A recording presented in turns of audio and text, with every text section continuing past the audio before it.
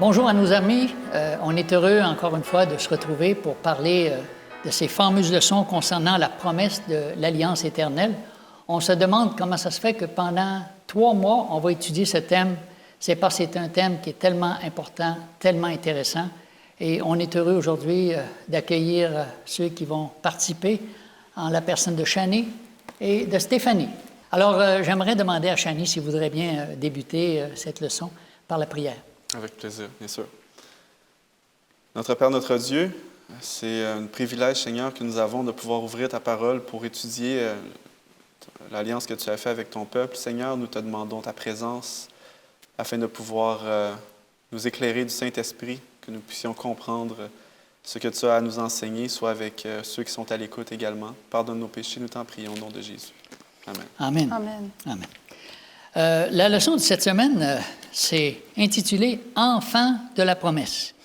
Et puis, il y avait un verset biblique dans Matthieu, chapitre 28, le verset 20, qui disait « Quant à moi, je suis avec vous tous les jours jusqu'à la fin du monde. » Quelle merveilleuse promesse de savoir que Dieu va être là, peu importe les problèmes, les difficultés qu'on va rencontrer.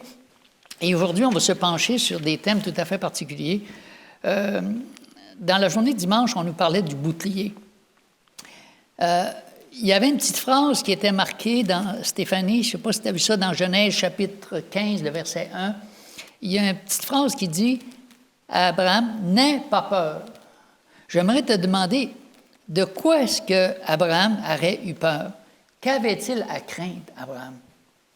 Alors, dans cette journée, on va étudier la réponse à ta question.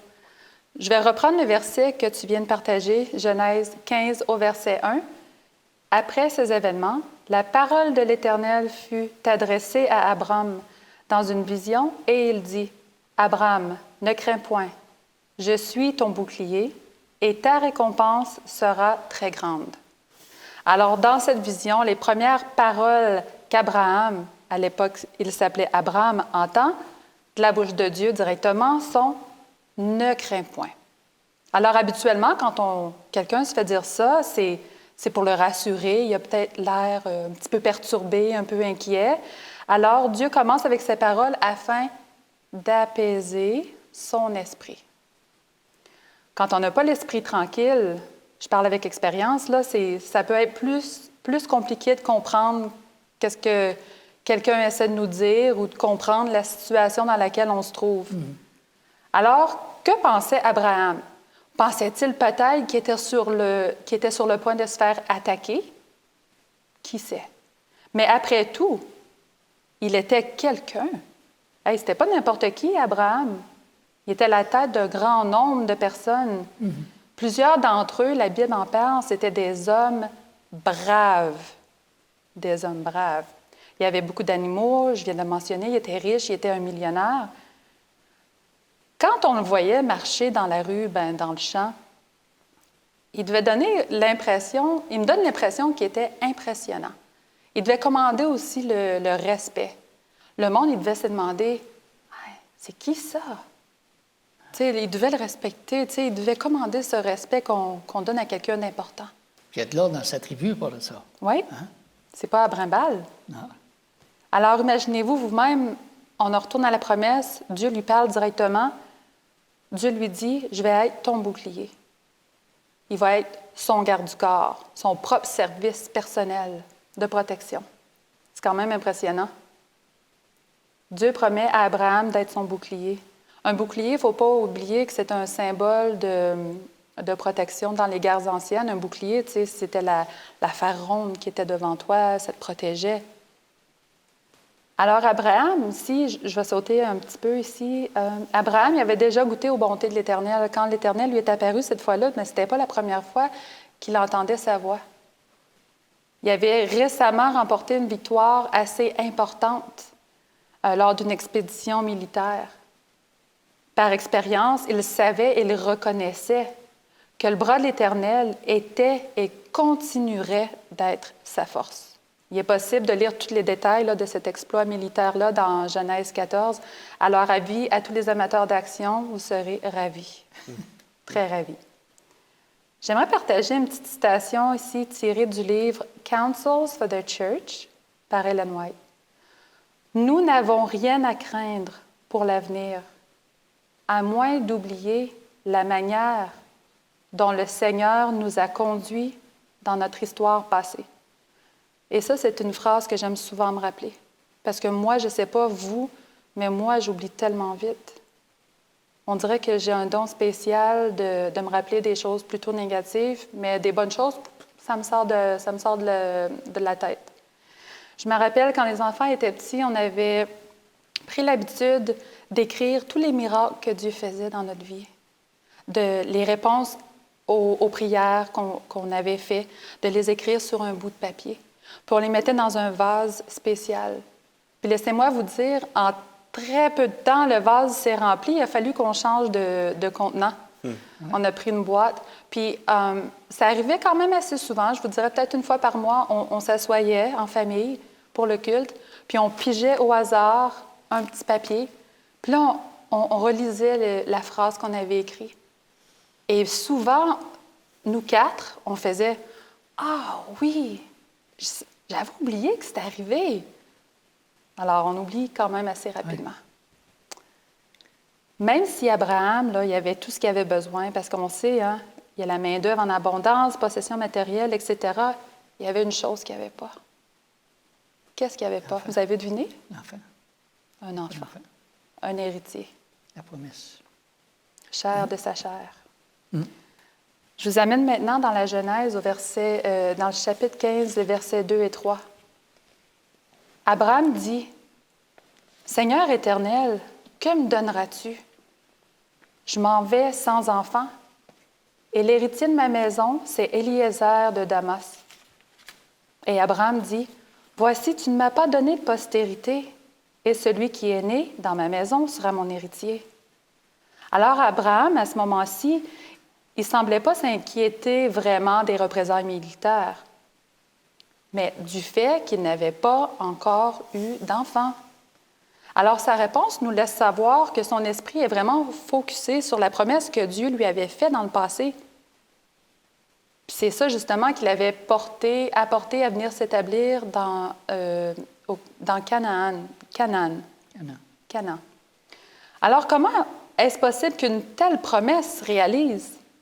Lui, qui est toujours sans enfant, ben oui, je vais devenir l'ancêtre d'une grande nation. Puis, tu sais, j'ai plus 20 ans, j'ai quasiment 100 ans. Comment? Vous savez, c'est une chose d'affirmer que Jésus, c'est le sauveur du monde, OK? Mais ça n'est une autre de dire, hey, est-ce que c'est vraiment mon bouclier personnel? Est-ce que je lui fais vraiment entièrement confiance?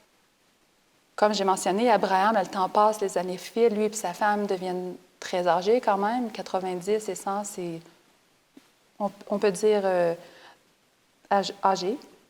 Est-ce que Dieu les aurait peut-être oubliés? Est-ce qu'il aurait peut-être changé d'idée? Et puis ça, des fois, ça me fait penser, est-ce que moi, Dieu m'a oublié? Vous savez, parfois, on demande des choses à Dieu pendant des mois, pendant des années. La chose ne s'accomplit pas de la façon qu'on pense que ça devrait se faire, ou que Dieu a dit, ça n'aboutit pas à rien. On a l'impression que ça n'aboutit à rien. Est-ce que Dieu m'a oublié? Est-ce que Dieu a changé d'idée? J'aimerais partager une autre citation merveilleuse qui est tirée du livre « Sons and Daughters of God ». Il, Dieu, a pour nous un intérêt plus fort qu'une mère a pour son enfant. En passant, ça, je trouve ça vraiment fort parce que, me semble, dans ma tête de maman, c'est impossible que quelqu'un d'autre aime mon enfant plus que moi. Mais ici, c'est marqué que Dieu a un intérêt plus fort qu'une mère a pour son enfant.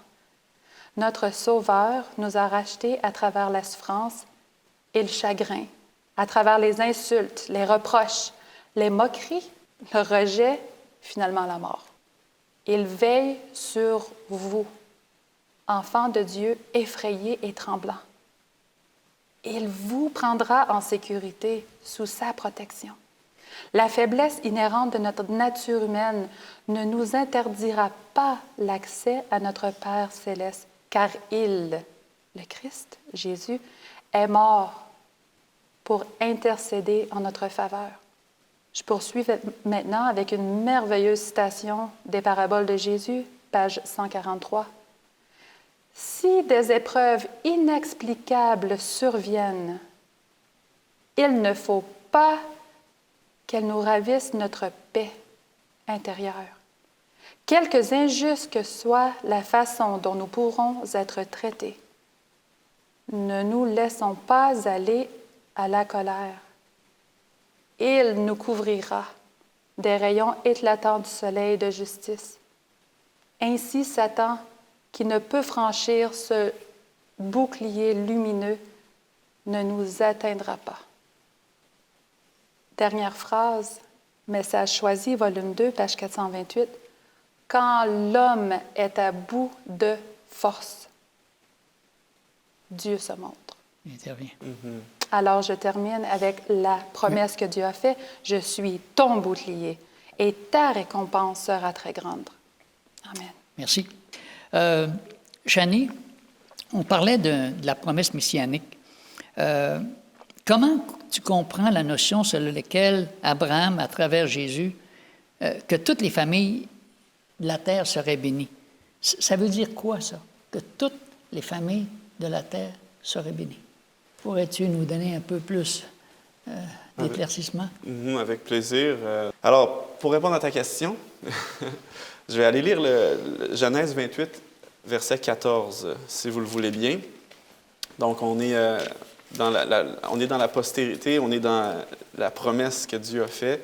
Encore une fois, Genèse 28 au verset 14, qui dit « Ta postérité sera comme la poussière de la terre. Tu t'étendras à l'Occident et à l'Orient, au septentrion et au Midi, et toutes les familles de la terre seront bénies en toi et en ta postérité. »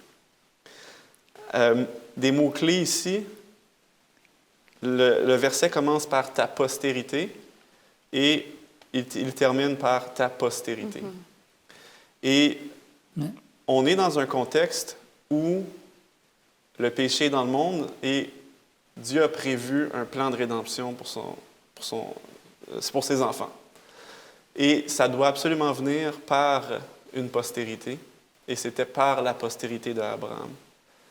C'est à travers cette postérité-là qu'on est sauvé, que Jésus est venu. Puis on a vu à travers la parole de Dieu à quel point l'ennemi, Satan, il s'acharne ou il s'est acharné. Maintenant, il s'acharne après nous. Mais avant que Jésus vienne, il s'acharnait après le plan de rédemption. Satan a essayé de faire en sorte que Jésus ne vienne pas au monde. Il a essayé de faire tuer tous les bébés quand le petit Moïse devait naître. Il a essayé de tuer tous les bébés quand Jésus est né, parce que Satan ne voulait pas que la postérité vienne avec Jésus, dans le fond. Il voulait court-circuiter le plan du salut avant que ce soit possible. Et puis, c'est pour ça que le mot-clé, c'est postérité. Puis, parlant de mots-clés par rapport à pourquoi est-ce qu'on est béni à travers ça, j'aimerais aller justement dans Genèse 3 et le verset 15. « Je mettrai inimitié entre toi et la femme, entre ta postérité et sa postérité. Celle-ci t'écrasera la tête et tu lui blesseras le talon. » Amen. Alors, on remarque ici là, que les deux mots reviennent encore une fois. Sa postérité. Ta postérité, sa postérité. Donc, on parle de vraiment la postérité de Dieu, d'Adam, puis du plan du salut, puis, dans le fond, de la postérité de l'ennemi de Dieu. Mais on a la promesse ici qu'il va lui écraser la tête. Tu lui blesseras le talon. Fait qu'on se fait blesser encore aujourd'hui par l'ennemi, puis on sait qu'on a une victoire déjà de gagner en Jésus-Christ. Amen. Là, on est après la promesse. La promesse a été accomplie. Fait que c'est pour ça que c'est donc important de partager ça avec les gens autour de nous. La victoire a déjà été gagnée pour l'humanité, si on veut, mais maintenant, on doit aller permettre aux gens d'accepter cette victoire pour eux. Puis là, on est rendu un peu dans ce contexte-là. Puis il y avait une question dans la leçon qui, avant de passer à la question qu'est-ce qui fait en sorte qu'on est dans la postérité ou non d'Abraham? Parce que ça, c'est vraiment une question qui est intéressante à se poser. On dit, moi, je ne suis pas juif. Est-ce que je t'inclus là-dedans ou pas? Je trouve intéressant la question, d'abord, qu'ils ont posée par rapport à quand Dieu fait la promesse de ne pas détruire le monde avec un nouveau déluge. Donc, il y a une nouvelle alliance qui est créée, puis c'est ce qu'il dit. Puis, on nous pose la question, est-ce que cette promesse-là serait complète sans la promesse qui avait d'abord été faite à Abraham, puis qui avait d'abord été faite dans le Jardin d'Éden? Puis la réponse, c'est clairement non, parce que sur le coup, on peut comprendre que c'est une réjouissance de savoir que Dieu ne va pas envoyer un autre déluge, mais on est encore aux prises avec les mêmes bobos du péché. Puis j'ai appelé ça bobo, mais c'est le même mal. Juste ça, on aurait appelé ça une promesse incomplète. Parce que, d'accord, Dieu ne ferait pas venir un déluge, mais on va quand même mourir un jour. Puis même qu'on constate qu'après le déluge, l'espérance de vie a drastiquement diminué. Donc, la promesse, c'est encore la même. C'est de savoir que Dieu ne détruira pas le monde et on a accès à la venue de Jésus à travers la postérité qui va venir avec Abraham et tout ça qui va s'en suivre. Donc ça, je trouvais ça quand même intéressant de le mentionner rapidement. Et puis, quand on parle de la promesse inclusive, moi j'appelle ça une promesse inclusive quand on parle à Abraham, parce qu'on dit toutes les familles de la terre seraient bénies. On n'a pas dit juste les familles de la descendance d'Abraham au sens biologique du terme. On dit toutes les familles de la terre vont être bénies. Puis on se dit, mais ah oui, vraiment? Ben oui, vraiment, parce qu'il y a plusieurs versets qui nous l'expliquent, mais on est tous adoptés par Dieu à travers la promesse qu'il a faite à Abraham. Puis ça, on peut le voir. On va aller le lire. Si peut-être, Jean-Guy, tu peux te rendre dans Galates 3, s'il te plaît, les versets 26 à 29. Puis pendant que tu t'y rends, il y a d'autres passages qui parlent du fait que Dieu peut susciter des enfants à Abraham. C'est Jean-Baptiste qui dit ça aux gens qui viennent pour aller chercher le baptême. On est dans Matthieu 3, les versets 7 à 9. Je vais peut-être juste lire la phrase qu'on connaît bien. Il dit « Produisez donc du fruit digne de la repentance et ne prétendez pas dire en vous-même, nous avons Abraham pour père, car je vous déclare que de ces pierres-ci, Dieu peut susciter des enfants à Abraham. » On avait devant lui, il y avait des Juifs qui étaient fiers de leurs origines et qui pensaient qu'ils étaient probablement privilégiés et avantagés, ce qui, en quelque sorte, aurait dû être le cas, parce qu'ils ont un héritage qui, s'il avait été utilisé de la bonne façon, était quand même une bénédiction en soi, mais on sait ce qui s'est produit. Finalement, c'est l'orgueil qui a embarqué. On pense qu'on est vraiment la race élue de Dieu. Puis, au lieu de profiter ça comme une bénédiction, c'est devenu plutôt une malédiction parce qu'ils l'ont transformé en tout ce qui était mauvais, finalement. Fait que c'est pour ça que Jean-Baptiste s'est dit, regarde, là, vous faites les fanfarons, mais c'est pas comme ça que ça marche. La promesse, c'est toutes les familles de la terre qui peuvent la recevoir. Puis de ces pierres-là, Dieu peut créer des enfants d'Abraham. Fait que ça, c'est génial à entendre, vraiment, pour quelqu'un qui dit, bien, moi, je ne suis pas juif, voyons donc, est-ce que ça s'applique à moi? Oui. Et puis, à ce moment-ci, Jean-Guy, si tu peux relire Galates 3, 26 à 29, s'il te plaît. Car vous êtes tous fils de Dieu par la foi en Jésus-Christ. Vous tous qui avez été baptisés en Christ, vous avez revêtu Christ. Il n'y a plus ni juif, ni grec, il n'y a plus ni esclave, ni libre, il n'y a plus ni homme, ni femme, car tous, vous êtes un en Jésus-Christ. Et si vous êtes à Christ, vous êtes donc la postérité d'Abraham, héritier selon la promesse. Amen. Amen. Car vous êtes tous fils de Dieu par la foi en Jésus-Christ. Donc, ça continue avec vous tous qui avez été baptisés en Christ. Mais on le voit de cette façon-là. C'est comme ça qu'on rentre dans la famille de Dieu. Maintenant, c'est comme ça qu'on est inclus dans la promesse qui est faite à Abraham. Puis c'est comme ça qu'on peut réclamer la victoire qui a déjà été gagnée à la croix pour nous maintenant qu'on est en 2021 puis qu'on se parle de ça. Donc, la bataille est encore présente. Elle a toujours été présente. Mais maintenant, on sait qu'elle a été gagnée, cette bataille-là, puis il faut juste réclamer ça pour nous, personnellement. Donc, à travers Jésus-Christ, il n'y a plus ni juif ni grec, plus d'esclaves ni libres, ni homme ni femme, car tous vous êtes un en Jésus-Christ. Et si vous êtes à Christ, vous êtes donc la postérité d'Abraham, héritier selon la promesse. Alors, comme le dit souvent un pasteur que j'aime bien, mais est-ce que c'est pas fantastique, ça, les amis? Hein? Amen. Alors, chère Stéphanie, depuis l'existence de notre monde, est-ce que ce monde a beaucoup changé? Est-ce que les choses se sont beaucoup améliorées? Pourrais-tu nous dire un petit peu quel est vraiment l'état de la situation dans laquelle est notre planète présentement? Je sais que tu aurais une liste probablement longue jusqu'à demain, mais tu pourrais en donner, je ne sais pas moi, une vingtaine, une trentaine de bonnes raisons pour décrire la situation. J'aime mieux pas trop me concentrer sur les mauvaises raisons. J'aime mieux focuser sur le positif. Mais je pense qu'on est tous au courant. Non, ça va pas bien. OK? Mais, attendez, lisons allons dans la journée de mardi. Ça commence avec une citation qui m'a fait vraiment réfléchir cette semaine. Une citation de Thomas Brown. C'était très intéressant. Qui dit « Pour apprécier le bonheur, nous devons voyager vers des pays très lointains, en dehors de nous-mêmes. » Je ne répondrai pas tout de suite. Je ne donnerai pas tout de suite mon opinion là-dessus. Je vais y revenir un petit peu plus tard. Après cette fameuse citation, on a une liste, là, comme tu dis, jusqu'à demain matin, là, de Saint-Augustin.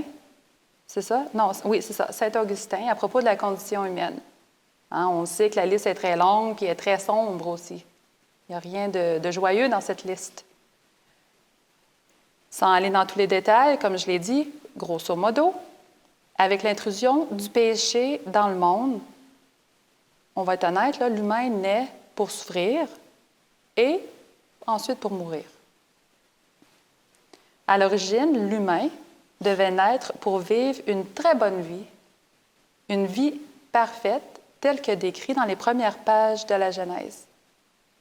Vous vous rappelez, dans la semaine de la création, à chaque fin de journée, Dieu regardait ça, puis « wow, c'est bon ». Et même à la fin, il a déclaré que c'était très bon. Alors, on était nés pour vivre et non pour mourir. Alors, je vous pose une petite question, quand même assez facile. Je crois que vous savez la réponse. Quels sont les premiers mots que l'on retrouve dans la Genèse? Au commencement.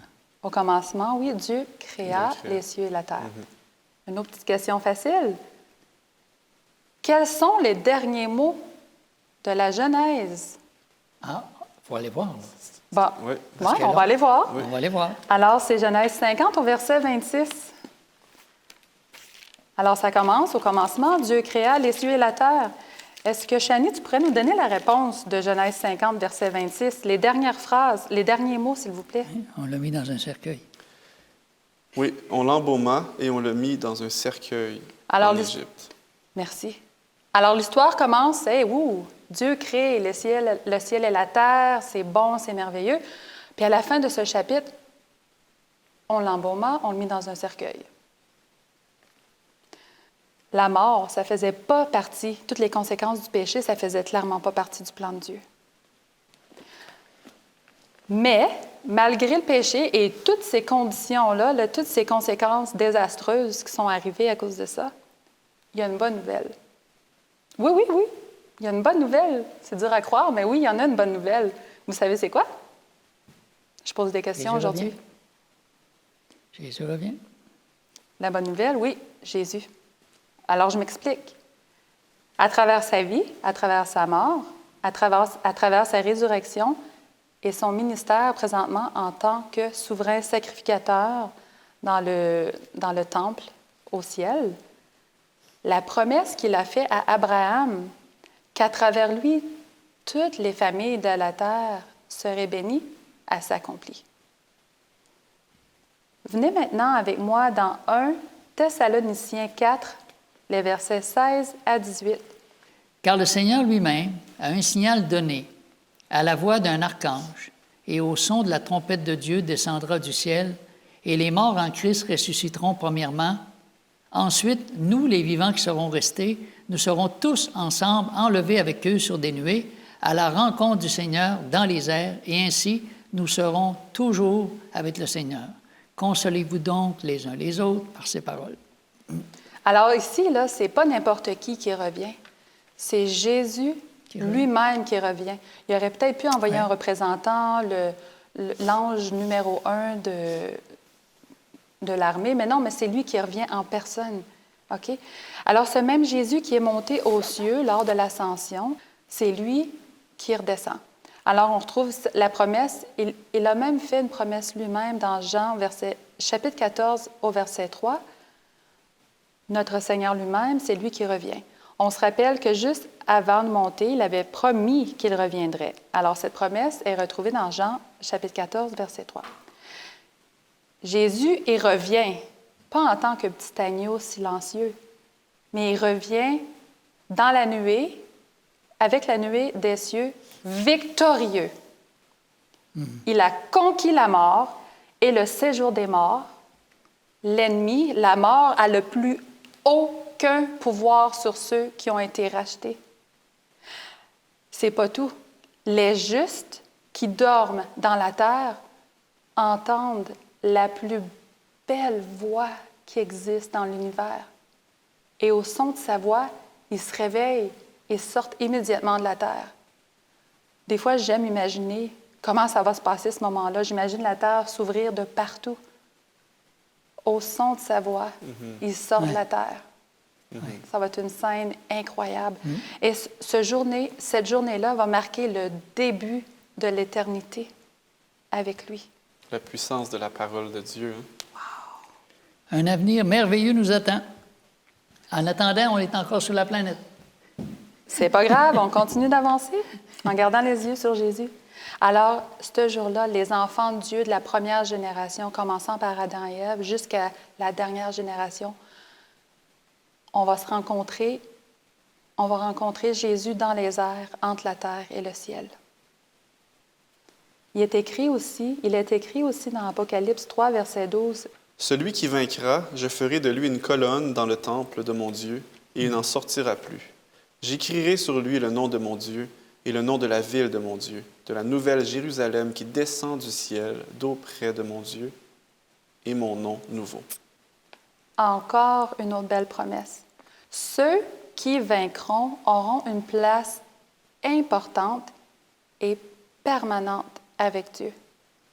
Il n'y aura plus jamais personne qui va vouloir se détourner de sa présence. Parce que si on y pense comme il faut, vouloir se détourner de sa présence, ce serait faire comme Lucifer a déjà fait. Ce serait vouloir se détourner de Dieu. Puis on ne veut pas retourner dans cette grande tragédie. On l'a vécu, on n'a pas juste entendu dire, on l'a tous vécu. On ne veut pas revenir là-dedans. On veut passer l'éternité avec Dieu, puis mettre ça en arrière, continuer. Non seulement les vainqueurs seront de façon permanente avec lui pour l'éternité, mais ils vont aussi refléter le caractère parfait de Dieu. Et son image va être finalement restaurée en chacun d'eux, en chacun de nous. Finalement, arrivé à la maison. Vous savez, quand vous revenez d'un voyage, vous déposez vos valises, « Ah, on est bien à la maison. C'est ça qu'on dit, nous, à chaque fois qu'on vient de voyage. « Ah, est-ce qu'on est bien à la maison? » Mais là, c'est vrai, on va vraiment être bien à la maison. Non seulement on va être à la maison, mais on va être des citoyens légaux de la nouvelle Jérusalem. Et ça, mes amis, ça va être le bonheur tant désiré, tant recherché. Alors, pour en revenir à la citation de Thomas Brown en début de la journée, il y a comme raison. Parce que notre vraie source de bonheur se trouve pas en nous, ni en les choses, mais se trouve en Jésus. Jésus, lui, et lui seul. Amen. Merci. Jeannie, on parlait d'une nation grande et forte. Je pense qu'il y a un texte dans Genèse 18. Dieu nous avait dit ça. Est-ce que la promesse d'être une nation grande et forte s'est réalisée dans le temps d'Abraham? Ou s'il y a eu une extension? Non, il y a eu une extension, ça c'est sûr et certain. Puis, on revient des fois aux questions qu'on se pose. Par exemple, tantôt on se posait la question, est-ce que je suis inclus dans la postérité d'Abraham? Puis des fois, on peut se poser la question aussi, mais pourquoi est-ce que Dieu a fallu qu'il choisisse un peuple? Pourquoi il n'aurait pas pu enseigner à tout le monde sur la terre à ce moment-là? Dieu a besoin, Dieu a décidé, a choisi un peuple parce qu'il avait besoin de ce peuple pour être formé, pour être un témoin pour tout le reste de la planète. Puis, on réalise, je trouve ça intéressant de constater que Jésus a fait la même chose avec ses 12 disciples. On sait qu'il y avait 12 tribus d'Israël, il y a eu 12 disciples. Israël a dû passer à travers des innombrables épreuves. À chaque fois, c'était pour être formé, pour pouvoir être un témoignage et une image de Dieu auprès des gens autour. Et de la même façon que les disciples ont dû être formés pendant 3 ans et demi avec Jésus, avant de pouvoir ensuite aller proclamer la parole de Dieu. Et puis ça, c'est ce même témoignage-là qu'on a dans la parole maintenant, puis qu'on peut même s'inspirer pour comprendre, nous, les défis auxquels on fait face dans notre vie. Donc, tout ça a été écrit pour notre instruction d'avance. C'est ça qu'on nous dit dans le Nouveau Testament. Donc, il y a un récit qui est important à travers tout ça, du fait que Dieu a choisi le peuple d'Israël afin de les former pour qu'ils soient un témoignage aux nations environnantes. Fait que ça, c'est quelque chose qui a pris du temps. Ça, c'est clair, net et précis. Il y a des personnes qui, dans le voyage vers Canaan, ont commencé le voyage, mais qui n'ont pas terminé le voyage. Il y en a qui ont entendu la promesse, ils l'ont dit à leurs enfants, et c'est leurs enfants qui ont vu la promesse s'accomplir. Donc ça, il faut comprendre que Dieu est en dehors du temps. Dieu a un projet pour nous, puis que les promesses que Dieu nous a, on va constater que ce n'est pas qu'on va tous arriver de notre vécu aux mêmes places. Mais on a tous la même promesse que Dieu a pardonné nos péchés et est mort pour nous. Ça ne change pas. Fait que ça, on a ce témoignage d'obéissance à la volonté de Dieu et le témoignage qui est de bénédiction puis de puissance qui en découle. Puis la leçon nous dit, les multitudes de la terre seraient attirées pour adorer le vrai Dieu.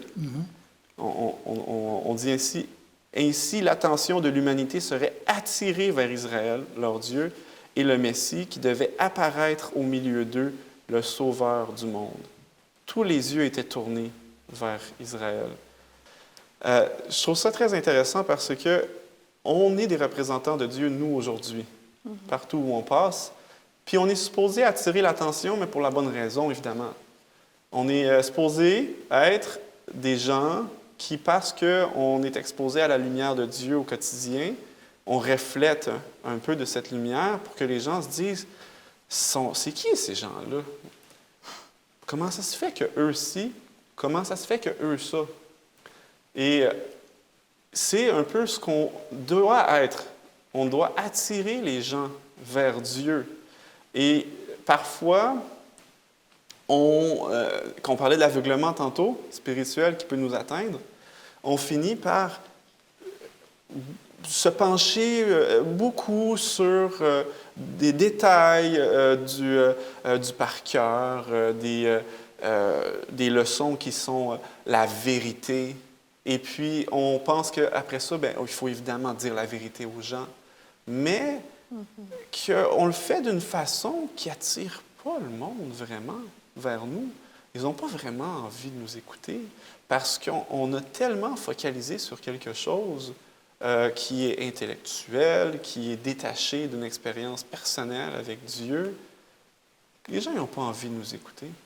On pourrait dire à quelqu'un « Hey, il faut que je t'explique ça », puis parfois, l'Église adventiste a été appelée les gens du livre, « people of the book », parce qu'ils respectaient beaucoup la parole de Dieu, ce qui est en soi une très bonne chose. Mais si, par contre, on a une attitude hautaine, on a un regard comme si les Juifs de l'époque, nous avons la vérité, on n'attire pas les gens. Et puis, il y a quelque chose de très intéressant que j'aimerais lire, c'est dans Christ Object Lessons, à la page 290. Puis, ça nous dit la chose suivante. « Mais c'était le dessein de Dieu que par la révélation de son caractère à travers Israël, les hommes soient attirés vers lui. Au monde entier, l'invitation de l'Évangile devait être donnée. la révélation de son caractère. On lit dans 1 Pierre 2, le verset 9. « Vous, au contraire, vous êtes une race élue, un sacerdoce royal, une nation sainte, un peuple acquis, afin que vous annonciez les vertus de celui qui vous a appelé des ténèbres à son admirable lumière. » On n'est pas supposé passer inaperçu à cause de la lumière qui reflète de la même façon que à Moïse, quand il est descendu de la montagne, son visage était resplendissant. Il aurait voulu passer inaperçu, ça n'aurait pas été possible. Nous, on est appelés, comme on le voit, à ça aussi. Puis le caractère de Dieu qu'on doit refléter, c'est, je trouve en soi quelque chose d'extraordinaire parce que ça nous recentre sur l'essentiel. On parlait de Jésus, puis de son sacrifice, puis de comprendre à quel point on veut devenir comme Jésus. Bien, c'est non seulement l'essentiel, mais c'est ça qu'on doit faire pour hâter le retour de Christ. Puis j'aimerais ça lire quelque chose qui est un passage qui est connu par beaucoup de gens, qui est dans, encore une fois, Christ Object Lessons, et chapitre 3, page 69, paragraphe 1. On dit « Le Christ attend avec un désir ardent la manifestation de lui-même dans son Église. Quand le caractère de Christ sera parfaitement reproduit dans son peuple, alors il viendra les réclamer comme siens. » Le caractère de Christ. Il n'a pas dit quand tous les chrétiens connaîtront toutes les doctrines sur le bout de leurs doigts. Le caractère de Christ doit être transformé. Fait que ça remet les pendules aux bonnes places. Quand on parle de réforme de la santé, ça doit être parce qu'on a une optique de dire « je veux être plus près de mon Dieu pour avoir une meilleure capacité d'étudier ma Bible, pour pouvoir mieux ensuite comprendre les Écritures, mais pas pour dire « parce que j'ai fait ça, je suis plus saint que les autres ». C'est jamais ça. C'est toujours, on veut une proximité plus grande avec notre Dieu, puis la proximité vient dans l'étude de la parole de Dieu. Il vient dans les expériences personnelles qu'on a avec lui. Dieu, c'est pas quelqu'un qui Jésus est, comme tu l'as dit, notre sacrificateur en haut dans le ciel en ce moment, en train de plaider pour nous. Il n'est pas en train de regarder en bas avec une checklist puis d'attendre que Stéphanie, bon, elle a-tu mangé aujourd'hui correctement? Oui, correct. Bon, est-ce qu'elle a-tu déménagé au bon endroit? Oui, correct. C'est pas ça qui se passe. C'est pas ça. Donc, si on est appelé parfois à faire des changements dans notre vie, il faut toujours que ce soit parce qu'on veut être plus près de Dieu par une communion avec lui. Pas parce qu'on pense que c'est ça qu'il faut faire pour lui faire plaisir. C'est toujours par la communion avec le Christ qu'on va se rapprocher de lui et qu'on va pouvoir avoir un caractère comme le sien. Puis en terminant, j'aimerais ça juste donner un petit exemple comme ça rapidement. On a entendu parler de Gandhi. Hein? Gandhi, qui est un homme qui a marqué le monde de sa façon à lui d'être pacifique et avec ses messages qu'il avait. Et puis quand on lui a posé la question à propos de savoir qu'est-ce qu'il croyait de la religion du christianisme et puis de Christ, il avait répondu à la personne « Ah, je ne rejette pas le Christ. J'aime Christ. C'est juste qu'il y a tellement de chrétiens qui ne sont pas comme Christ. » Et puis là, je me dis, wow, on veut être comme le Christ. On veut être comme le Christ. C'est ça qu'on veut faire. On ne veut pas simplement déverser des paroles d'une manière ininterrompue sur les gens en pensant qu'on est en train de leur donner la vérité, la vérité, la vérité. Si les personnes ne sont pas attirées à nous, ils ne resteront pas pour l'écouter ce que tu as à dire. Puis la seule manière d'attirer les gens, c'est pas de t'acheter un nouveau parfum, c'est d'avoir le caractère de Jésus. Puis je me souviens, j'avais été jouer au basket. Je suis un joueur de basketball, OK? Puis là, j'avais joué au basketball. Puis il y avait un arbitre qui était là, grand gars, là, vraiment grand. À un moment donné, il a appelé une faute, puis il m'a parlé d'une manière pas correcte. T'sais? Puis là, j'ai dit, c'est correct, il me semble que tu aurais pu le dire d'une autre manière. Puis à la fin de la partie, il vient me voir. Puis il me dit, je voulais juste te dire que tu avais raison, puis je m'excuse, j'aurais pas dû te parler comme ça. Puis j'ai dit, j'étais ému, j'étais touché, c'était quelque chose de... J'avais jamais vécu dans ma vie. D'habitude, dans un monde sportif, là, ça s'invective, ça ne vient pas s'excuser après un match, surtout pas l'arbitre. L'arbitre, il a le sifflet, il a raison. Là. Puis j'étais touché. Quelques mois ont passé, j'ai commencé à étudier la Bible et je suis invité à ce qu'on appelle, nous, dans l'Église, des camp meetings. Mon premier de ma vie, je ne suis pas encore baptisé. Je m'en vais là-bas, camp meeting, puis tout ça. Arrive, marche, je suis invité avec des amis avec qui j'étudiais la Bible. Et puis, figurez-vous qui je ne vois pas dans le champ? L'arbitre en question, grand comme il est. Puis là, on se croise. J'ai dit, dans ma tête, je l'ai salué, dans ma tête, j'ai dit, « Ah, c'est pour ça qu'il est comme il est. Puis c'est pour ça qu'il est venu me voir. Parce qu'il représente le Christ. » Puis j'avais vu, n'étant pas chrétien, quelque chose que je n'avais jamais vu de ma vie, moi. Donc, c'est ça, hein? On veut être des représentants de Christ. On veut avoir le caractère de Christ. Après, là, cette personne-là m'aurait dit, viens, j'aimerais ça t'expliquer un peu là, la parole. J'aurais été ouvert. J'aurais été attiré. Ouais. Et on va le voir d'une façon pratique là, dans la Bible présentement. Dans Genèse 12, 1 à 4. L'Éternel dit à Abraham, « Va-t'en de ton pays, de ta patrie et de la maison de ton père dans le pays que je te montrerai. Je ferai de toi une grande nation et je te bénirai. Je rendrai ton nom grand et tu seras une source de bénédiction. Je bénirai ceux qui te béniront et je maudirai ceux qui te maudiront. Et toutes les familles de la terre seront bénies en toi. » Abraham partit, comme l'Éternel lui avait dit, et Lot partit avec lui. Abraham était âgé de 75 ans lorsqu'il sortit de Charan. Quand on pense à ça, on dit, Dieu appelle un homme à sortir de chez lui, il a 75 ans, laisser toute sa famille, tous ses attachements, parce qu'il a entendu Dieu dire, « Sors de là, j'ai un plan spécial pour toi. » Il me semble que ça n'a pas dû être aussi facile que juste le fait de le lire comme ça. Mais Dieu l'appelait à quelque chose de spécial. Dieu connaissait le cœur de cet homme-là. Et Dieu dit, « Je rendrai ton nom grand. » Dites-moi, qui mérite d'avoir un grand nom aujourd'hui? Quand on regarde le monde du showbiz, les acteurs, les vedettes sportifs, les stars de la musique, les stars du cinéma, les stars du sport, les stars de la boxe, les stars du hockey, les stars du football, les stars du basket, les stars des courses automobiles, c'est toutes des stars. On a même un Star Academy ici, hein, au Québec. On voit comment est-ce qu'on est fort sur le fait qu'on veut se faire un nom. On veut que les gens nous reconnaissent. On veut que les gens nous disent... Imagine-toi s'ils mettraient une rue, c'était marqué la rue Jean-Guy. Wow! Sais-tu que j'aurais-tu un nom plus grand parce que c'est marqué rue Jean-Guy ou un édifice est marqué Jean-Guy? Je ne pense pas que ça n'a rien à voir avec ça. Et ce n'est pas ça que Dieu a en tête non plus quand on parle d'avoir un grand nom. Genèse, chapitre 11, verset 4. Ils dirent encore, « Allons, bâtissons-nous une ville et une tour dont le sommet touche au ciel, et faisons-nous un nom, afin que nous ne soyons pas dispersés sur la face de toute la terre. » On veut devenir célèbre. Est-ce que les choses ont changé? Ah non, on essaie d'aller sur Mars. Même à ce moment-là, c'est comme ça. Ça part de là. Hein? On essaie d'aller sur Mars maintenant. Ben oui, on va sur Mars. Puis là, les autres, ils veulent faire une tour tellement grande, tellement belle, tellement extraordinaire, encore plus belle que le World Trade Center.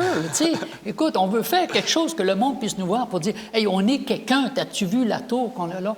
Alors, le cœur humain a toujours tendance à vouloir s'élever puis à se faire une espèce de nom, alors que Dieu dit, c'est pas comme ça que ça fonctionne. Genèse, chapitre 12, verset 2. Je ferai de toi une grande nation et je te bénirai. Voyez-vous le contraste qu'il y avait entre Genèse 11, 4 puis Genèse 12, 2? Il y en a un qui dit quoi? Faisons-nous. Nous, là. Faisons-nous. Nous, OK, c'est le moi. Me, my, myself. Moi. C'est moi qui est important. Puis l'autre, Dieu, il dit quoi? Je ferai. Alors ça, c'est la promesse que Dieu nous fait. Quand c'est nous qui essayons de faire, l'estime de soi sans Dieu, c'est juste l'adoration de soi. Hein? Dans 1 Corinthiens 9, on va voir quelqu'un qui avait un grand nom. parce qu'il a écrit une grande partie de la Bible, je pense qu'il est très bien placé pour nous montrer qu'il y avait un grand nombre, et lui, il ne considérait pas qu'il y avait un grand nombre. 1 Corinthiens, chapitre 4, le verset 9. « Car Dieu, ce me semble, a fait de nous apôtres les derniers des hommes, des condamnés à mort en quelque sorte, puisque nous avons été en spectacle au monde, aux anges et aux hommes. » C'est quoi que ça nous dit, ça? On est quoi? On est des condamnés à mort, puis on est en spectacle à tout l'univers. Les anges qui regardent et les autres mondes qui regardent qu'est-ce qui se passe sur la planète, puis on est en spectacle au monde entier. On n'est pas tout seul. Le Seigneur il dit, chacun, on est en train d'écrire notre livre. Est-ce que ces gens-là vont être ce qu'ils disent être ou s'ils ne sont pas, qu'est-ce qu'ils disent être? Alors, Dieu dit qu'on est en spectacle présentement. Où sont les vrais chrétiens? Quelle sorte de spectacle qu'on donne au monde? Alors, on va voir un spectacle dans 1 Corinthiens chapitre 4, mais cette fois-là de 9 à 13. « Car Dieu, ce me semble, a fait de nous apôtres, les derniers des hommes, des condamnés à mort en quelque sorte, puisque nous avons été en spectacle au monde, aux anges et aux hommes. Nous sommes fous à cause de Christ. Mais vous, vous êtes sages en Christ. Nous sommes faibles, mais vous êtes forts. Vous êtes honorés et nous sommes méprisés. Jusqu'à cette heure, nous souffrons la faim, la soif, la nudité. Nous sommes maltraités, errants, ça et là. Nous nous fatiguons à travailler de nos propres mains. Injuriés, nous bénissons. Persécutés, nous supportons. Calomniés, nous parlons avec bonté. Nous sommes devenus comme des balayures du monde, le rebut de tous jusqu'à maintenant. Y a-t-il beaucoup de personnes qui voudraient être chrétiens et vivre ce genre de situation? Non, pas vraiment. Dans notre petit confort, dans nos belles églises, dans nos belles maisons. On est bien. Vous savez, dans le Coliséum de Rome, il y avait des spectacles. Et le forum était plein quand les gens les invitaient, parce que c'était quelque chose d'incroyable. Les gens venaient voir les shows qui étaient présentés dans cet endroit-là. On voyait des chrétiens qui étaient battus, d'autres qui étaient dévorés par les lions, et tout le monde trouvait ça beau, on frappait des mains. D'autres qui étaient brûlés. Des chrétiens sans défense, Dieu dit que c'était des moins que rien aux yeux du monde. C'était des gens minables, des gens qui étaient méprisés, qui étaient traités, la Bible nous dit comment? Comme des déchets. Quel chrétien qui aimerait être traité comme un déchet? Paul est en train de nous dire, est-ce que vous êtes prêts à souffrir ça au nom du Christ? S'il n'y a pas de persécution présentement, c'est parce qu'on ne dérange pas personne. On fait beaucoup de blabla, mais on ne dérange plus personne, parce qu'on veut tellement être gentil. Alors que Dieu nous dit, si vous ne criez pas,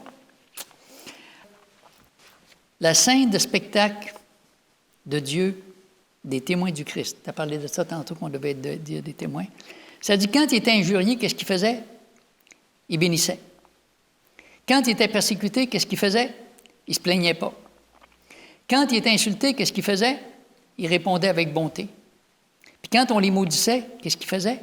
Il bénissait les gens. Comment est-ce qu'on répond, nous autres, quand quelqu'un nous insulte? Dans l'Église, on voit ça aussi. Des gens disent, tu as eu le malheur de dire quelque chose que l'autre personne, elle n'a pas aimé. Ben moi, je n'y vais plus à l'Église. Ben moi, ce monde-là ne commencera pas. Et on a une petite insulte, une petite affaire qu'on n'a pas.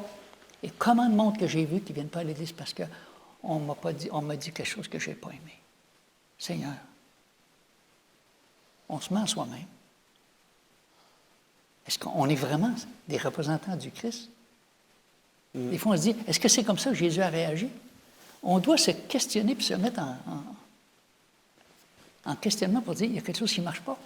Moi, quand je regarde ce que c'est que Paul a fait, il me dit, ça, c'est un témoin. Lui, il avait de la crédibilité, parce que ce qu'il avait vécu, il répondait de la même façon, puis il disait, regardez, on est devenus comme témoins croyants. Êtes-vous prêts à subir ça? C'est juste dans ces moments-là qu'on peut vraiment démontrer qu'on a le caractère de Jésus. Parce que si on est juste entre amis, puis que tout va tout le temps bien, on ne démontre pas grand-chose à ce moment-là. Non. Alors, on va aller un peu plus loin encore dans 2 Corinthiens, chapitre 6, versets 1 à 10. On voit encore la démonstration de ces témoins du Christ, des témoins véritables. Un peu comme les apôtres, avant qu'ils reçoivent le Saint-Esprit, ils avaient toute peur de subir le même sort que Jésus et les autres avaient subi. Alors, ils étaient craintifs. Mais après, quand ils ont reçu le Saint-Esprit, il n'y avait plus rien pour les arrêter. En prison, ça ne les dérangeait pas. Ils chantaient, tu sais. Il y avait une force, il y avait une puissance, il y avait un témoignage que le monde n'était pas capable de dire « ça se peut pas ». Ces gens-là ont quelque chose que nous autres, on n'a pas. Ça, c'était évident. Alors, si tu veux nous lire ça, Chani, 2 Corinthiens, chapitre 6, 1 à 10. « Puisque nous travaillons avec Dieu, nous vous exhortons à ne pas recevoir la grâce de Dieu en vain. Car il dit, au temps favorable, je t'ai exaucé, au jour du salut, je t'ai secouru. Voici maintenant le temps favorable, voici maintenant le jour du salut. Nous ne donnons aucun sujet de scandale en quoi que ce soit, afin que le ministère ne soit pas un objet de blâme. Mais nous nous rendons à tous égards recommandables comme serviteurs de Dieu par beaucoup de patience dans les tribulations, dans les calamités, dans les détresses, sous les coups, dans les prisons, dans les troubles, dans les travaux, dans les veilles, dans les jeûnes, par la pureté, par la connaissance, par la longanimité, par la bonté, par un esprit saint, par une charité sincère, par la parole de vérité, par la puissance de Dieu, par les armes offensives et défensives de la justice, au milieu de la gloire et de l'ignominie, au milieu de la mauvaise et de la bonne réputation, étant regardés comme imposteurs, quoique véridiques, comme inconnus, quoique bien connus, comme mourants, et voici, nous vivons comme châtiés, quoique non mis à mort, comme attristés, et nous sommes toujours joyeux, comme pauvres, et nous en enrichissons plusieurs, comme n'ayant rien, et nous possédons toutes choses. » Alors, les anges et tout l'univers regardent ça. Par nos paroles, par nos actes, par notre attitude, nous pouvons donner gloire à Dieu et des signes de la transformation de notre caractère, comme tu as dit tantôt. Tout est là. Le Seigneur n'amènera pas encore au ciel du monde qui vont recommencer les mêmes problèmes. Si on n'est pas capable de s'aimer sur la terre, il n'y a pas de place pour nous au ciel, c'est bien évident. Hein? Qu'est-ce qui rend un nom grand aux yeux de Dieu? On le répète encore une fois, c'est le caractère. Par la foi, on accepte Jésus. Par la foi, on oublie. Par la foi, on ne se vante pas de dire qu'on fait des grandes choses. On doit rester humble et non pas penser, par exemple, comme Daniel et ses amis. Ils n'ont pas dit « Nous autres, là, on est végétariens, puis votre viande, puis votre faim, on ne mange pas ça. » C'est pas ça qu'ils ont fait. Ils sont venus avec tellement d'humilité, tellement de simplicité, tellement...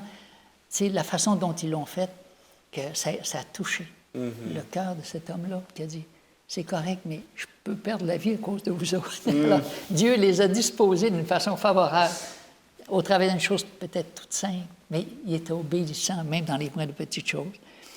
Alors, Abraham a 75 ans, il a laissé tout, il a suivi le Seigneur.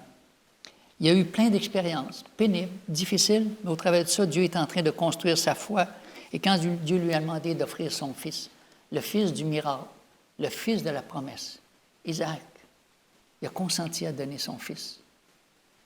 Puis Dieu lui a permis qu'il vive ça pour qu'il puisse comprendre c'était quoi le sacrifice de Jésus. Wow. Et là, il a compris que, wow, c'est ça le plan du salut. Il a pleuré pendant 3 jours. Il a eu le cœur brisé. Il a lutté avec Dieu. Ça ne se peut pas, Seigneur. Le diable disait, tu ne peux pas faire ça. Il y a un commandement de Dieu qui dit, tu ne tueras pas, voyons. Seigneur, pourquoi? Ça a dû être tellement déchirant. Alors, comment arriver à obéir à Dieu à un point, bien souvent, que ça défait tous nos concepts, nos croyances, parce que Dieu nous demande quelque chose qui semble être au-delà de nos forces. Alors, les promesses de Dieu se sont répétées souvent. Je te fortifierai, je te bénirai, je rendrai ton nom grand. Et les promesses de Dieu ont été répétées d'une façon constante. 400 ans plus tard, Dieu annonçait à Moïse qu'il ferait sortir Israël d'Égypte. Et Dieu leur a fait la promesse de Canaan. Il y avait seulement qu'à traverser d'Égypte le long du littoral, et en quelques jours, il était rendu. Mais Dieu a dit non, vous allez descendre vers le sud parce que vous avez besoin d'être formés pendant 40 années. Après ça, vous allez pouvoir être mes représentants. Alors, je pense que des fois, on a besoin, nous aussi, de se laisser former par Dieu. Ça ne se fait pas d'un coup de baguette magique. J'aimerais terminer par... dans l'école du sabbat, on avait à la page 37 quelque chose que j'avais trouvé intéressant. Dernier paragraphe, ça dit... Ces versets disent qu'Abraham et les autres patriarches fidèles considéraient Canaan comme un symbole ou une préfiguration de la demeure finale du peuple des rachetés. C'est ce que tu nous as parlé, la demeure finale des rachetés. Tant que le péché règne, aucune demeure permanente n'est possible. La vie est éphémère, comme une vapeur qui paraît pour un peu de temps et qui ensuite disparaît. Puis Dieu dit, s'il mettrait tous les humains sur un plateau, on monterait plus léger qu'un souffle. C'est incroyable que Dieu nous donne autant de valeur à de la vapeur qui monterait comme un souffle ou un morceau d'herbe qu'on a coupé. Ça dit, en tant que descendants spirituels d'Abraham, nous devons également prendre conscience que nous n'avons pas ici de cité qui demeure, mais nous cherchons celle qui est à venir, celle dont tu as parlé. La certitude de la vie future avec Christ nous affermit dans ce monde actuel, caractérisé par le changement de la décadence. Ça veut dire que plus ça s'améliore, pire c'est. Avec toute la liste qu'on aurait pu citer tantôt.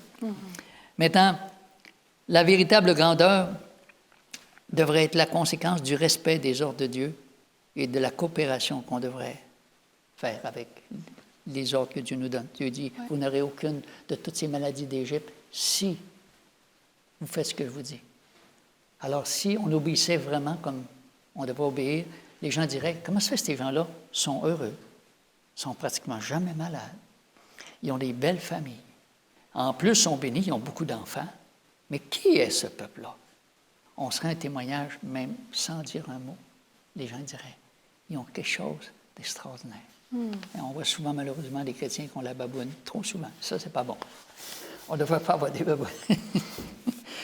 Alors, les promesses de Dieu sont extraordinaires. Elles sont précieuses. Et je terminerai avec Psaume 46. À partir du verset 2. Dieu est pour nous un refuge et un appui, un secours qui ne manque jamais dans la détresse. C'est pourquoi nous sommes sans crainte quand la terre est bouleversée et que les montagnes chancellent au cœur des mers, quand les flots de la mer mugissent et écument, qu'ils se soulèvent jusqu'à faire trembler les montagnes. Verset 7. Des nations s'agitent, des royaumes s'ébranlent. Il fait entendre sa voix, la terre se fond d'épouvante.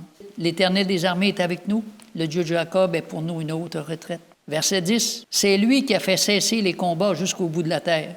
Dieu il a dit qu'un jour, ça va être terminé, tout ce que c'est qu'on vit. Il a brisé l'arc, il a rompu la lance, il a consumé par le feu les chars de guerre. Arrêtez et sachez que je suis Dieu. Je domine sur les nations, je domine sur la terre. Amen. L'Éternel des armées est avec nous, le Dieu de Jacob est pour nous une haute retraite. Amen. Il est notre bouclier. Et je crois que c'est cette confiance qui doit se développer avec des expériences parfois difficiles, de savoir que Dieu est toujours à nos côtés, qu'il ne nous oublie pas, qu'il a le cœur plus tendre qu'une maman, mais que Dieu est en train de nous former pour être des témoins. Et on a besoin d'un miracle dans nos vies personnelles, qu'on puisse devenir ce genre de témoins. Et que les belles promesses de Dieu se réalisent dans chacun de nos vies. Alors, tu veux terminer par une prière, Stéphanie? Oui. Père éternel, on te remercie d'être un Père si patient, si plein d'amour, nous qui méritons rien. Seigneur, on te prie, s'il te plaît, d'envoyer ton Saint-Esprit sur chacun de nous, chacun de tes enfants, Seigneur, afin qu'on puisse se réveiller et vraiment prendre conscience que dans les temps dans lesquels nous vivons, Seigneur, tu es à la porte. Et on doit avertir le plus grand nombre de personnes possible. Donne-nous ce courage, Père. Amen. Et on réclame ta promesse, que tu es notre bouclier. C'est au nom précieux de ton Fils Jésus que nous prions. Amen. Amen. Que Dieu vous bénisse et merci encore une fois pour votre présence. Même si on ne vous voit pas, vous êtes dans nos cœurs. Alors, à la semaine prochaine.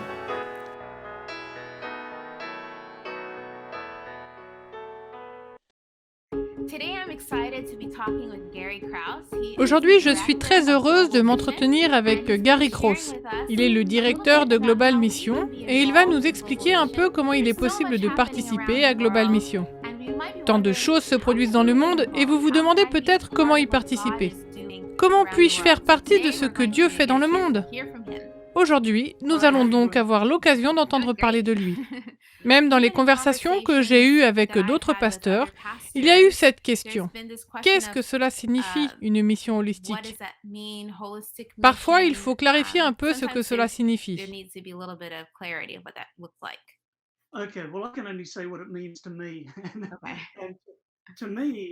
Ok, je ne peux pas dire ce que cela signifie pour moi. C'est la façon dont Jésus a modelé sa mission. D'une part, il a prêché et il a enseigné ce que nous pouvons lire en parcourant les évangiles. Si vous avez une Bible en lettres rouges, vous pouvez réellement voir les mots que Jésus a prononcés. Mais si vous la regardez de plus près, vous pouvez voir qu'il a passé plus de temps à guérir les malades, à s'occuper des besoins émotionnels et physiques des gens. Ainsi, d'une part, il partage la bonne nouvelle du royaume verbalement, et d'autre part, il la démontre aussi par ses actions. Le meilleur résumé que j'ai vu de la méthode du Christ est celui d'Ellen White dans le ministère de la guérison, page 143. Vous avez ces caractéristiques qui consistent à se mêler aux autres, à montrer de la sympathie, à répondre aux besoins, à gagner la confiance des personnes, et ensuite, vous pouvez les inviter à suivre Jésus. La vie est désordonnée et vous ne pouvez pas vous contenter de dire « j'en ai fini avec l'étape 1, maintenant je passe à l'étape 2 ». C'est un tout, car si nous négligeons l'un de ces éléments, nous sabotons la mission, et même dans l'Église. Si nous ne voulons que prêcher, enseigner, donner des séminaires ou des études bibliques aux gens, mais que nous n'avons pas investi dans leur vie, si nous ne les avons pas écoutés, si nous n'avons pas pleuré avec eux, si nous n'avons pas ri avec eux, alors ils n'ont qu'une connaissance intellectuelle des croyances que nous leur avons données. Mais sauront-ils être enracinés en tant que disciples de Jésus? Ont-ils ce soutien et réseau de relations? Prenons l'exemple du velcro. Le velcro colle les choses ensemble et si vous le regardez au microscope, c'est une combinaison de crochets et de boucles qui s'assemblent. Vous les rapprochez ensemble, puis vous les écartez. Si vous n'avez qu'un seul crochet et une seule boucle, comme des connaissances intellectuelles sur Jésus, il est très facile de le démonter. Mais si vous avez eu une connexion holistique, intégrale, complète, Jésus a touché votre cœur, pas seulement votre tête, et que vous avez réellement fait l'expérience d'un compagnon chrétien s'occupant de vos besoins physiques, vous ressentez un lien plus étroit. La vie de disciple sera d'autant plus forte. C'est donc ça que je veux dire en parlant de la mission holistique. Je crois au ministère de la littérature. Je pense que les médias sont merveilleux et que nous avons besoin de ces choses. Mais ils ne peuvent que soutenir, ils ne peuvent pas remplacer le contact individuel. Jésus ne s'est pas contenté de rester au ciel et de nous envoyer un tract. Il ne s'est pas contenté de nous envoyer les 28 croyances fondamentales sur un morceau de papier. En fait, il est venu ici. Il s'est sali les mains, il s'est mis dans la peau d'un humain. Il est devenu un avec nous parce que c'est de cette manière que l'on vit la mission, on l'a fait. Désolé, je prêche trop. C'est impressionnant et très appréciable. Son implication entière, je suis avec toi. Ce n'est pas un nous ou un eux. Là où c'est, je suis là. Que peut faire le nous pour aller là-bas et les atteindre? Mais en fait, je suis ici dans cette situation. C'est un nous, c'est un autre. Nous sommes là-dedans ensemble et je suis là pour vivre la vie avec vous. C'est une approche tellement différente. Au lieu de comment pouvons-nous les changer, c'est un wow, c'est différent de ce que je connais. Ça change mes habitudes, alors nous changeons ensemble et voyons là où Dieu nous mène ensemble. C'est un défi que j'adore. Oui, vraiment, j'adore ça.